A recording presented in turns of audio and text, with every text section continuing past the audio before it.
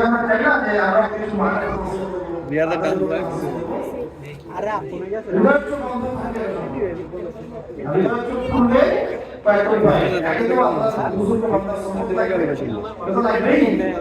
তারপর হচ্ছে কোরআন দেওয়া পরকালের স্মরণ তখন আমল এগুলোর মধ্য দিয়ে এগুলো সবচেয়ে গুরুত্বপূর্ণ হচ্ছে আল্লাহ পাকের মহব্বত ও ভালোবাসা ওই পরেও এখন রাজা তার কথা মতো রাজধানীর সব মানুষকে এক জায়গায় জড়ো করলো সব মানুষ ভাবেন চিন্তা করেন একটা মাঠে পুরো এলাকার সব মানুষ জড়ো করলো সেটাকে সামনে রেখে দেয় এবার তারা তার সাথে বাইরে থেকেও চারপাশে বসে আছে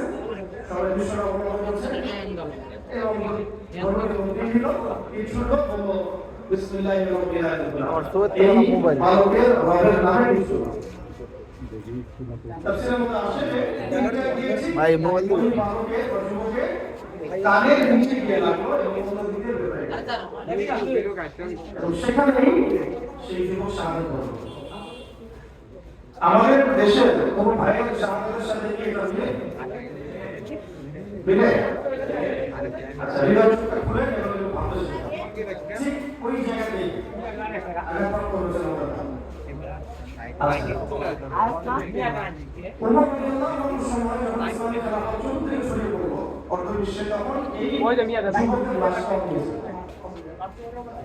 দেখা গিয়েছে হাতটা এখনো সেই কানের কাছেই আছে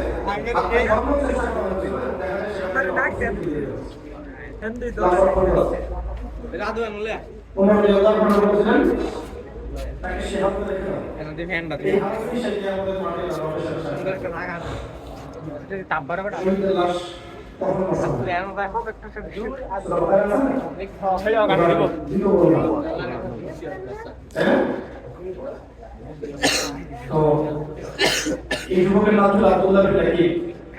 আব্দুল্লাহ বিন লাকিব এখন যখন তিনি শাহাদাত বরণ করলেন এই বিষয় থেকে নাজারের সমস্ত লোকজন বুঝতে পারলো এই রাজা আসলে রব না কারাগারে শুনতে এই রাজা আসলে আল্লাহ